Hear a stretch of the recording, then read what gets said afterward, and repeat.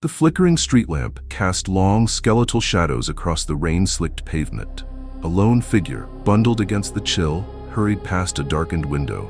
Inside, a television hummed, its blue light illuminating a vacant living room. Suddenly, the screen flashed, a news anchor's grave face appearing, reporting on another missing person. A young woman, last seen leaving a local coffee shop. Her name was Sarah. She had a bright smile, a kind demeanor, and a seemingly ordinary life. Yet, like so many others, she vanished without a trace, leaving behind a chilling question. Why her? What makes someone a target? Not just a random victim, but someone specifically chosen, meticulously observed, and ultimately violently taken by a person they thought they knew. Or perhaps a predator lurking in plain sight, waiting for the opportune moment to strike. This isn't about random acts of violence. This is about the insidious, calculated choices made by those who hunt within the very fabric of our relationships. Tonight, we delve into the chilling truth behind relationship killers, the predators who don't just kill, but who meticulously select their victims, often from their own social circles, their workplaces, or even their homes. We're going to dissect the twisted psychology, the chilling patterns, and the subtle red flags that often go unnoticed until it's far too late. Prepare to confront the uncomfortable reality that evil doesn't always wear a stranger's face. It often wears a mask of familiarity, a smile that hides a monstrous intent. Consider the case of Dennis Rader, famously known as BTK, Bind, Torture, Kill. For decades, Rader terrorized Wichita, Kansas, claiming 10 lives between 1974 and 1991. What makes his story particularly disturbing isn't just the sheer brutality of his crimes, but the chilling normalcy of his life. Rader was a husband, a father, a church council president, a Cub Scout leader, and a compliance officer. He was, to all outward appearances, an ordinary man. Yet, beneath that veneer of respectability, a dark, consuming fantasy simmered. Rader didn't pick his victims at random. He stalked them, studied their routines, learned their vulnerabilities. He targeted families, exploiting the intimacy of their homes, turning their sanctuaries into his hunting grounds. His victims, like Catherine Bright, a young woman he murdered in 1974, were not just bodies. They were objects of his elaborate, ritualistic fantasies. He didn't just kill. He dominated, controlled, and reveled in the terror he inflicted. The intimacy of the home, the very place where we feel safest, became a stage for his horrific acts. This wasn't a stranger snatching someone from a dark alley. This was a calculated invasion, a violation of trust and sanctuary. How does such a person exist undetected for so long? Rader's case highlights a crucial, terrifying aspect of these killers: their ability to compartmentalize. They live double lives, meticulously crafting a public persona that is utterly divorced from their private atrocities. They are chameleons, blending seamlessly into society, making it incredibly difficult to identify them. Their victims often knew them, or at least had some tangential connection. The trust, or at least the lack of suspicion that comes with familiarity, is precisely what these predators exploit. They don't need to break down a door if it's already unlocked for them. Let's delve deeper into the psychological underpinnings. Many relationship killers exhibit traits of psychopathy or severe narcissistic personality disorder. These individuals lack empathy, possess a grandiose sense of self, and often derive pleasure from manipulating and controlling others. For them, a relationship isn't about connection or mutual respect. It's a tool, a means to an end. They see people as objects to be used, consumed, and discarded. The act of choosing a victim, of meticulously planning their demise, is often an extension of this need for control. It's not about passion or impulse, it's about power. Consider the unsettling phenomenon of intimate partner homicide.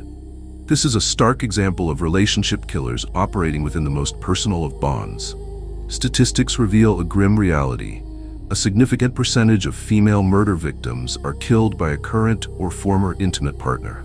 These aren't random acts. They are often the culmination of escalating patterns of abuse, control, and manipulation. The killer, often a male partner, views their victim not as an equal, but as property. When that perceived ownership is threatened, perhaps by a desire for independence, a new relationship, or simply a disagreement, the perpetrator's fragile ego shatters, leading to a violent, often fatal outburst. The choice of victim here is inherent in the relationship itself. The killer doesn't need to search. Their target is already within their grasp, entangled in a web of emotional and often physical dependence.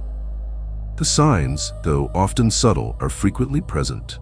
Excessive jealousy, controlling behavior, isolation from friends and family, constant criticism, threats, and a history of violence. These are all red flags that, when seen in isolation, might be dismissed as passion or intensity. But in the context of intimate partner violence, they are precursors to something far more sinister. The killer often grooms their victim, slowly eroding their self-esteem, making them believe they are worthless without their abuser. This psychological manipulation is a crucial part of the selection process, ensuring the victim is isolated and less likely to seek help. This isn't just about physical violence, it's about a complete psychological takeover. But what about those who aren't intimate partners, yet still choose their victims from their social orbit? Take, for instance, the case of Ted Bundy. While often portrayed as a quintessential serial killer who targeted strangers, Bundy frequently exploited the trust and perceived safety of social interactions. He was charismatic, intelligent, and handsome, a master of deception. He would often feign injury or impersonate an authority figure to lure his victims, often young women, into vulnerable situations. His victims, like Linda Ann Healy, a student at the University of Washington, were not strangers in the traditional sense. They were part of his environment, his social landscape. He observed them, identified their vulnerabilities, and then used his charm to disarm them. The choice wasn't random, it was strategic, based on opportunity and the victim's perceived susceptibility to his manipulations. Bundy's modus operandi highlights another critical aspect: the predator's ability to blend in. He didn't look like a monster. He looked like the kind of person you might ask for directions or share a coffee with. This normalcy is precisely what makes these killers so terrifying. They operate within the boundaries of everyday life, using the trust and openness of society against its members. They are the friends of friends, the charming acquaintances, the colleagues who always seem to have a helpful word.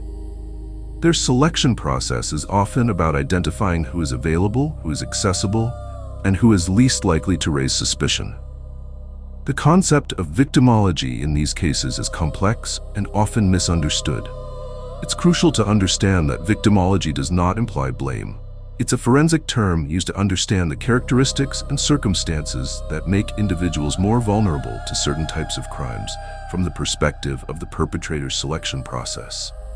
In the context of relationship killers, these vulnerabilities are often exploited rather than inherent flaws in the victim. They might include isolation, a trusting nature, a desire for connection, or simply being in the wrong place at the wrong time, within the killer's chosen hunting ground. For example, a killer might target someone who is new to a community, lacking a strong support network, and therefore less likely to be immediately missed or to have someone aggressively pursuing their disappearance. Or they might target someone with a history of troubled relationships, knowing that their concerns might be less readily believed by others. The killer actively seeks out these vulnerabilities, not because the victim deserves it, but because it makes their crime easier to execute and harder to detect.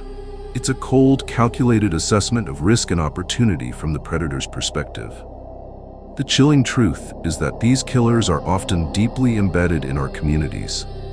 They are not boogeymen from a horror movie. They are the people next door, the friendly face at the local store, the seemingly devoted partner.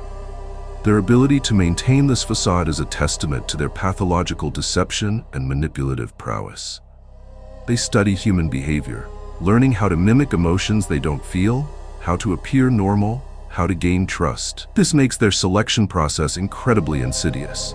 They don't just pick a person, they pick a persona, a role that the victim unknowingly plays in their twisted narrative.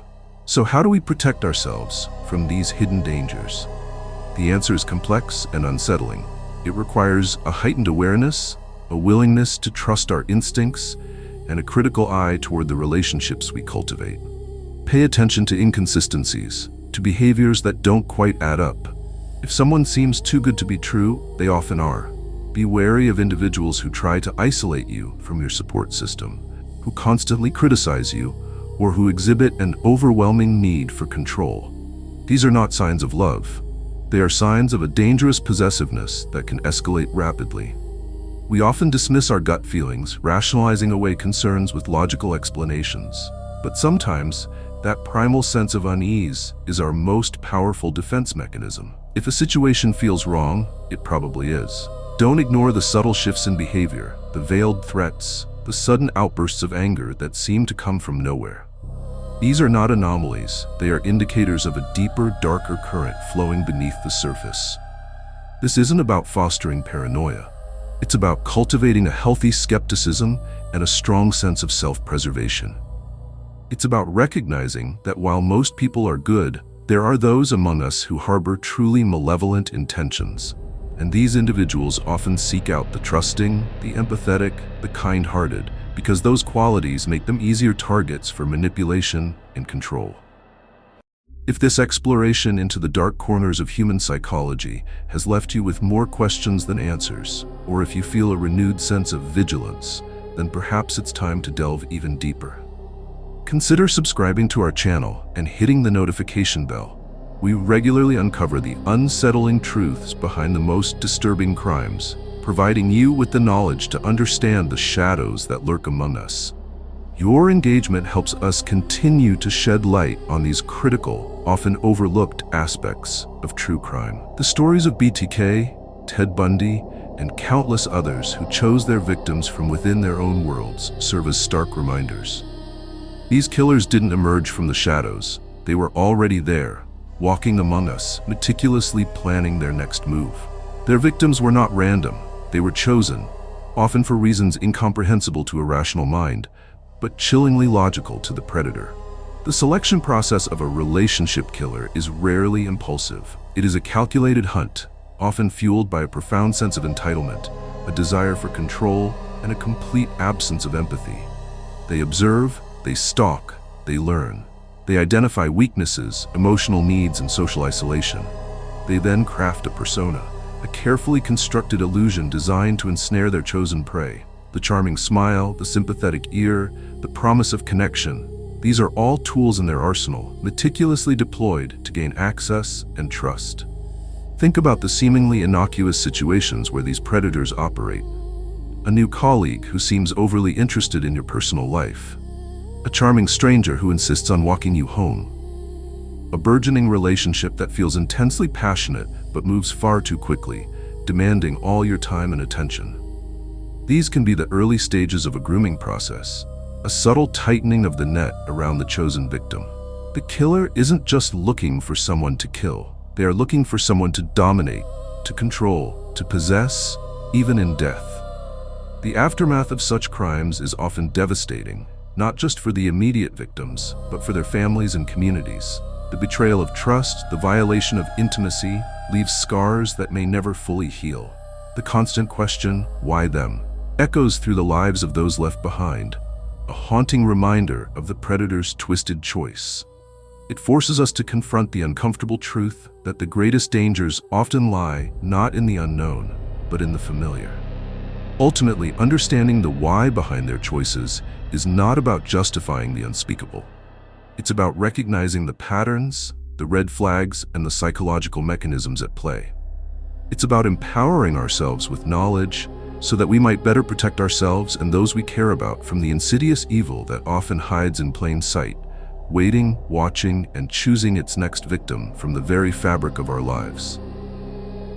The darkness doesn't always come from outside.